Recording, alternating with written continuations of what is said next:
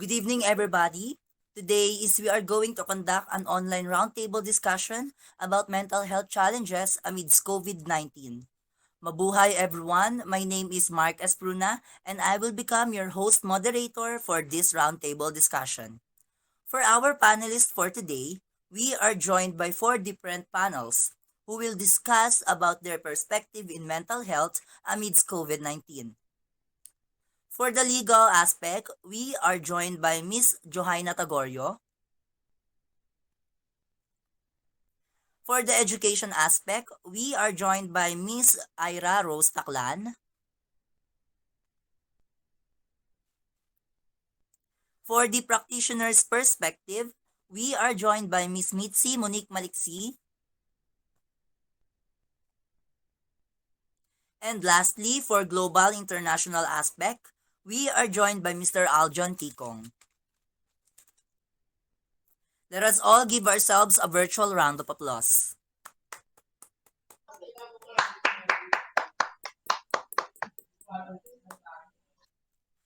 So to start everything, we all know that it is almost 1.5 years of since we have our lockdown because of the virus that is called coronavirus or COVID-19. COVID-19 is an infectious disease caused by a newly discovered coronavirus. Most people who fall sick with COVID-19 will experience mild to moderate symptoms and recover without special treatment. As the coronavirus pandemic rapidly sweeps across the world, it is inducing a considerable degree of fear, worry, and concern in the population at large and among certain groups in particular, such as older adults, care providers, and people with underlying health conditions. In public health terms, the main psychological impact to people is elevate rates of stress and anxiety. The main goal of this roundtable discussion is to know the different effects or aspects of COVID-19 pandemic in different aspects or perspective. With no further ado, let's start our discussion. So for the first question, what are the common observations, practices, causes, and risk factors of mental health challenges and issues amidst COVID-19 among Bataeños? Okay, let's start with the legal aspect. Ms. Tagorio, can I please hear your stand about this question?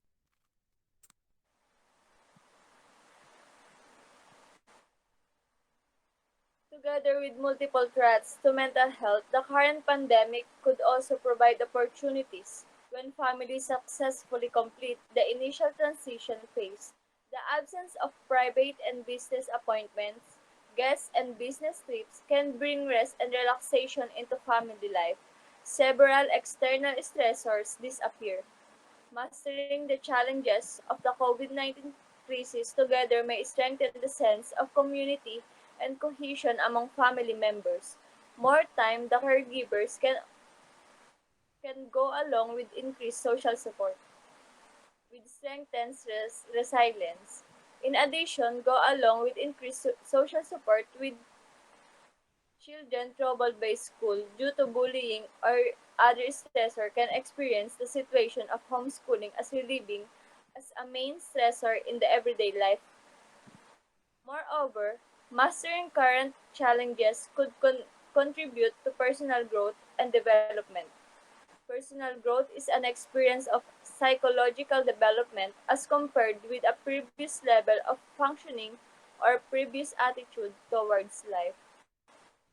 The successful management of stress and trauma can lead to personal growth, which in turn reinforce the sense of competencies and become a protective factor for coping with future stressor. However, environmental factors such as demographics, individual social networks, and social support affect the outcome of a crisis. Therefore, the opportunity for personal growth may be unequal. Nevertheless, Personal characteristics determine stress-related growth as well. Their factors include intrinsic religiousness and positive affectivity. Intrinsic religiousness is suggested to help to find meaning increases. The relevance of positive affectivity shows the importance of positive mood and attitude for stress-related growth. Thank you. Okay, thank you so much, Miss Tagorio. And that is a really intelligent answer. Next is for the education. Miss Taclan, the floor is now yours.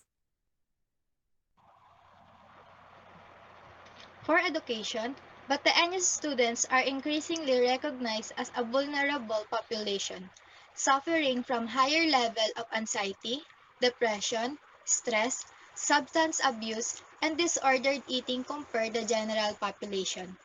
Nature of their educational experience radically changed, such as a sheltering in place of during COVID-19. The college students' mental health changes, especially during pandemic, could have the long-term consequences of their health and education, and it caused drop and suicidal of the students. That's all. Thank you. Okay, thank you so much, Miss Taclan, for that wonderful answer. After education comes the perspective of the practitioners. Miss Malixi, now the floor is yours. COVID-19 pandemic and lockdown has brought about the sense of fear and anxiety around the world. This phenomenon had led short-term as well as long-term psychological and mental health implications for children and adolescents. It is common for everyone to experience increased levels of distress and anxiety, particularly as a result of social isolation. Physicians and other frontliner healthcare professionals are particularly vulnerable to negative and mental health effects as they strive balance the duty of caring for patients with concerns about their own well-being and that for their family and friends. Thank you.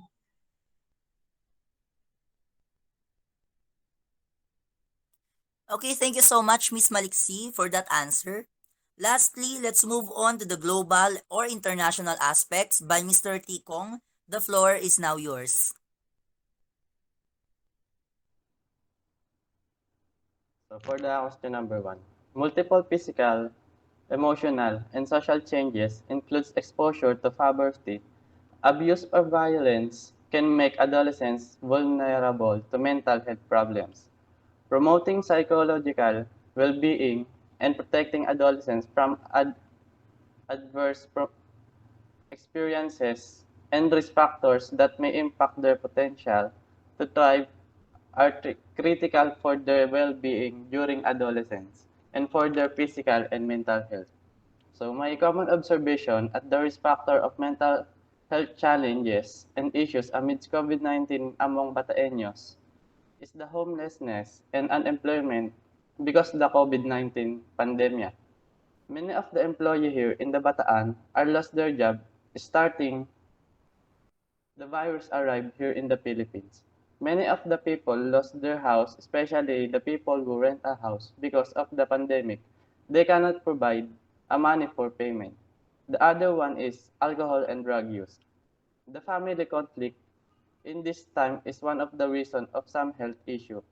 From this, the risk factor of mental health challenges and issues amidst COVID-19 are starting in global aspects. Thank you. Thank you so much, Mr. Ticong. All your answers are really informative. And now, for the second question, what are the regulating and statutory policies and guidelines that examine social and economic determinants of mental health conditions of Bataeños? So, anyone in the panel is allowed to answer. Just please raise your hands.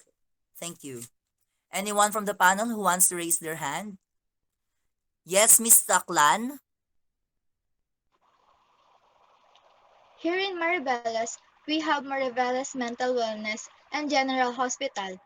They are responsible for those people with mental health condition not only in Maribeles but catering almost nearly by provinces around Bataan. Thank you. Thank you so much, Miss Taclan. Another answer from the panel, please. Yes, Miss Malixi.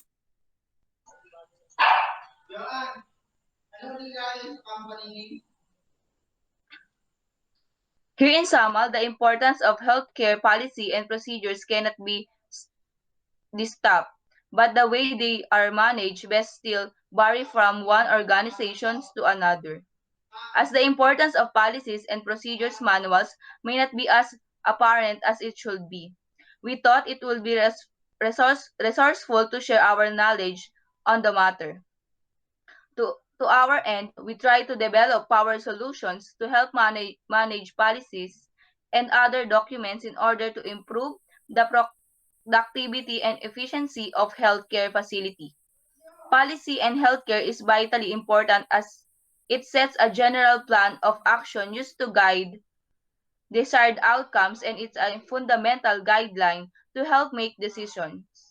The purpose of healthcare policy and procedures here in Bataan is to communicate the employees the desired outcomes of organizations. They help employees understand their role and responsibilities within the organization. That's all. Thank you. Okay, thank you so much, Miss Malixi, from the practitioner's perspective. Another answer from the panel, please. Yes, Miss Pagasa, from legal aspect.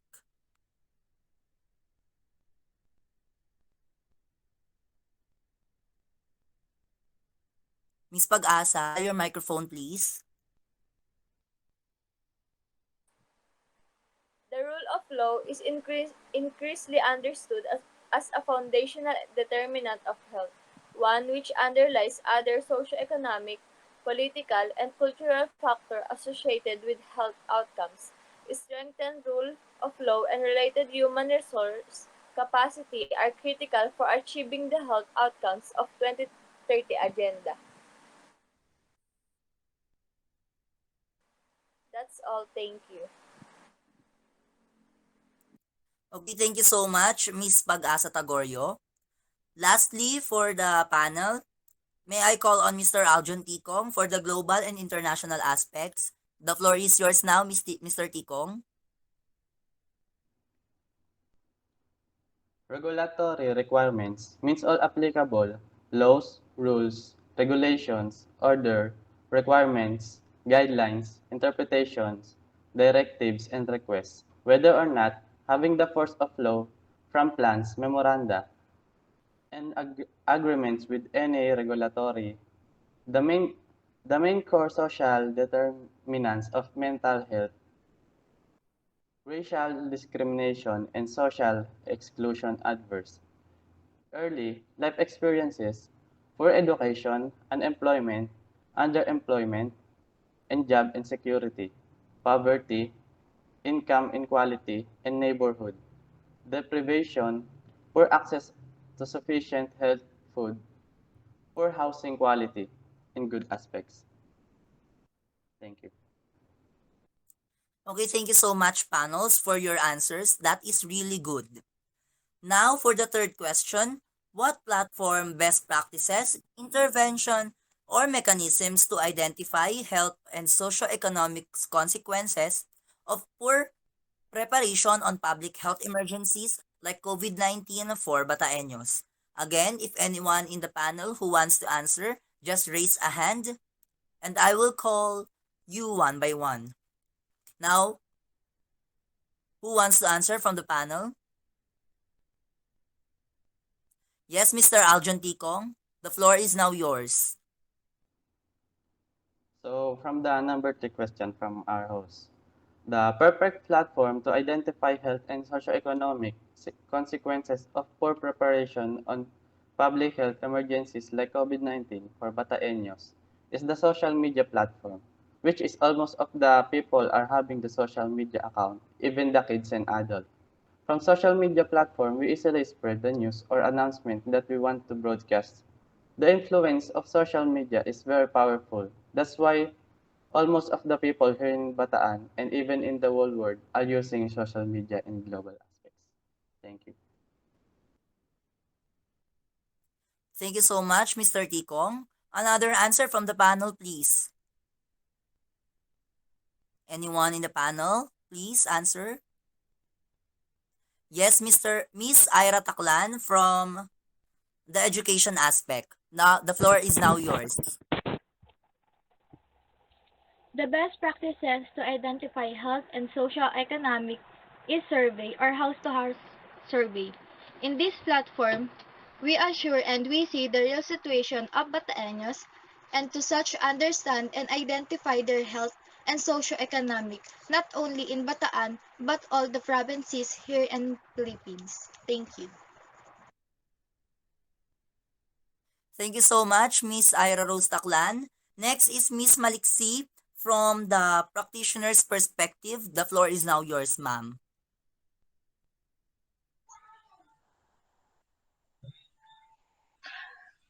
The crude mortality rate varies substantially by country depending on the populations affected. The point of country is in a trajectory of its outbreak. We should have strategic objectives are as follows. Mobilize all sectors and communities to ensure that every sectors of government and society takes ownership. Control cases and cluster and prevent community transmission by rapidly finding and isolating appropriate care and tracing quarantine and supporting all contacts. Reduce mortality by providing appropriate clinical care for those affected by COVID, ensuring the community and essential health and social services and protecting frontliner workers and populations.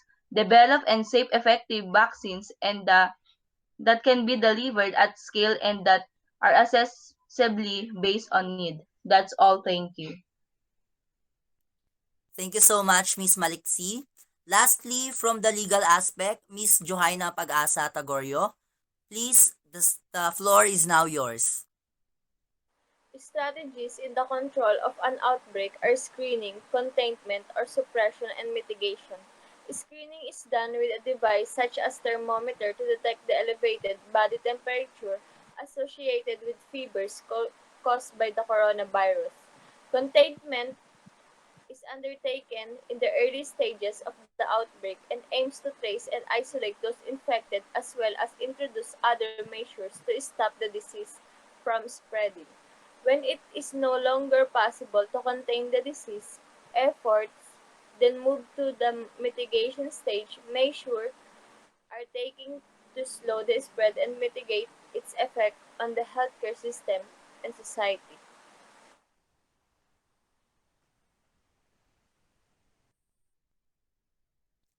Thank you so That's much for all. the Thank you. answers, panels. Your answers really shows na how intelligent you are, dear panelists. And now for the last question. Can you share or present, propose, and explain holistic and integrative approaches to prevent crisis management and ensures readiness on public health emergencies for Bataeños? Now, let's start with Mr. Ticong for the global and international aspect. Mr. Ticong, the floor is now yours. So for me, as a youth in the province of Bataan, I would like to share my insights on how to prevent crisis management and ensure readiness on public health emergencies. As a youth, I have no power, but I know I can speak freely or giving ideas for this. So for me, I think we can prevent crisis management based on the treasurer or holder of the fund in this province. And of course, it is depend on the command of the people who got a higher position, and we can ensure the readiness on public health emergencies. If the medical staff are complete with their apparatus that they need, so for me, we can prevent it, but as ordinary people, we don't have a power to do what is right and in the other side, it's all happen depends on the conductances of governance or government. Thank you. Thank you, Mr. Ticong. How about you, Ms. Tagorio, for the legal aspect, please? In the contemporary world, disaster are an inevitable truth of our life, preventable but completely unavoidable, and they are part of our living in this complex, globalized, industrialized, and civilized world. Disasters are as old as mankind. Disaster is a very broad term which implies a diverse set of circumstances from an act of terrorism to natural calamities. Developing countries are the high risk for disaster proneness and also they have to face challenges like poverty, meager resource, illiteracy, poor infrastructure, corruption, lack of trained manpower, and poor knowledge of disaster, mental health disaster are known to have substantial effect on both physical and mental health of the affected population. Thank you. Okay, thank you so much, Ms. Tagorio. Next is Ms. Malixi from the practitioner's perspective. The floor is now yours, ma'am. Disaster and mental health is based on the principles of preventive medicine. This principle has paradigm shift from relief-centered post-disaster. This ignited the paradigm shift from preventive as aspect of disaster management. Along with the diagnosable mental disorders affected community also a large number of sub-symptoms. Majority of the acute phase reaction and disorders are self-limiting. Long-term phase disorder require assistance from mental health professionals. Role of meditation is very limited in preventing mental health morbidity. Disaster management is a continuous and integrated cyclical process of planning, organization coordinating and implement measures to prevent and to manage disaster effectively. That's all. Thank you. Thank you, Ms. Malixi. Lastly, Ms. Taclan for the education aspect. Can I hear stand about the question, please? A holistic purpose. Multiple studies suggest that in order to achieve sustainable results, local actors must not only be consulted but actively can conclude in process. This would come in two steps. Firstly, the health would aid local organizations, universities, and hospitals to strengthen and widen their capacities by exchanging best practices and medical resources. This will allow areas with insufficient and infrastructures a chance of handling future outbreaks or endemic disease or autonomously. In a second step, this local organization then can reach the general population as they are better equipped to understand the needs of the local best, thus empowering the population through education. Empowering communities in this manner will be accompanied by various other positive results such as trust building between the public and medical personnel and a better health education among the general public. That's all. Thank you. Thank you so much, panels, for answering all our questions for today. And for the last part of our roundtable discussion, may I ask everybody your advocacies and concluding statements with your chosen hashtags. Starting with the legal aspects, Ms. Tagorio, can I please ask your advocacy and concluding statement with your hashtag? Despite the outbreak, it's important to remember that life still goes on and that there are a number of strategies people can use to cope with this type of stress. It's just a pandemic. We are strong people. It's just a problem. We can fight it. Laban lang. Thank you so much, Miss Tagorio. So your hashtag will become hashtag Lavarn lang. Okay. What a really good advocacy and hashtag.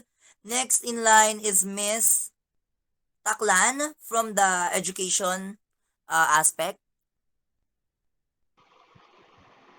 So, my advocacy is bring attention key health and human rights. To this pandemic, all the people are reminded to be careful because of the virus that is spreading around the world. But suddenly, no matter what precautions we take, there will inevitably to be possible of infection and we will get the disease. You are lucky if you can survive until the loss of COVID-19. So that my advocacy is bring attention key health and human rights is to all the people affected by COVID-19. We need to protect them from the people who judge, dismiss, and lose respect for all the people who have experienced COVID-19. We need to protect them, check, and respect them so that in this way we give them a human rights and attention of their health. And for my hashtags, helps the world against the virus. We as individual will help the world easily against virus by following the health protocols in the way of we help the world against the virus. That's all. Thank you. Thank you so much, Miss Taclan, for that wonderful advocacy and a wonderful hashtag. So coming up is the advocacy and hashtag of the practitioner's perspective. Miss Malixi, can I please hear your hashtag and advocacy, please?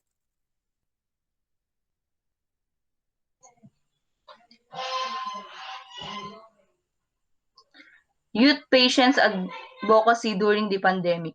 During the current COVID-19 global pandemic, it is fundamental that we as patients advocates continue our activism and raise awareness for what meaningful to us. At times, this has required us to be more creative and think of new, innovative ways to bring our members together. One of the most significant lessons that this your thought is that we can still have fun together and learn from one another. Even at a distance, let this be a reminder that if something important to you, you can still raise your voice and awareness for it.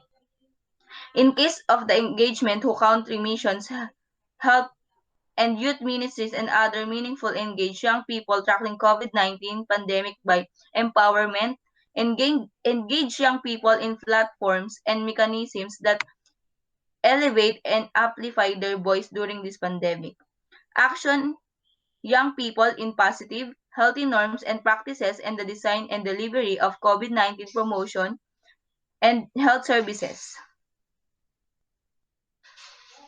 Establish youth-focused social media in targeting specific issues such as mental, domestic violence, and access education as mechanism for reaching a wide range of young people during the pandemic and building a community interested in volunteering knowledge and spreading awareness among their peers. Hashtag youth leads.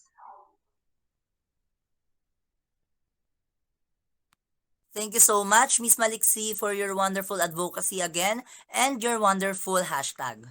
So lastly, hashtag and advocacy of the global and international perspective by Mr. Aljon Ticong. Mr. Aljon Ticong, can I please hear your advocacy and hashtag, please? My advocacy is all about the health awareness from the deadly virus. I've been encouraged the all people in the world that protect themselves from the virus and obey the safety protocols from our LGU. Always make ourselves clean by taking a bath or using sanitizer or alcohol. I mention it because I want to prevent or fight the virus. I want the all people are always safe. So for my hashtag is hashtag fight COVID-19. I choose the hashtag fight COVID-19 because I know we can defeat this deadly virus together by obeying the safety protocols and guidelines. So I've encouraged the all people who can watch this session to obey their Obey the safety protocols. That's all. Thank you so much, panels, for your advocacies and hashtag. I'm glad that you all have your own advocacies and hashtag to promote mental health and stop COVID-19. And lastly, I also wanted to share my own advocacy and my own hashtag. So my hashtag for this pandemic is hashtag educare. This is also my advocacy in life. As a teacher by profession, I wanted to educate people while caring them. We must educate people about mental health awareness and care their lives so that they can live a life without worries on COVID-19 and hold your chosen. So thank you so much again, panels. Before we end, may I request everyone to please turn on your cameras and hold your chosen hashtags for the photo off, please.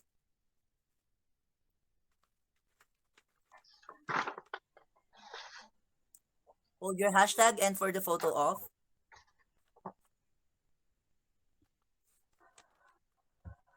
Okay, one. Are we all ready? Okay, one, two, three. Smile. Another one. One, two, three. Smile. Okay, thank you so much, everybody. Thank you, everybody, for listening up to the end. Again, this is your moderator, Mark Pruna, saying, a discussion will last a day, but the essence and learnings of the discussion will last until forever. Mabuhay tayong lahat and good night, everybody. Thank you panels for choosing for today's discussion. Thank you.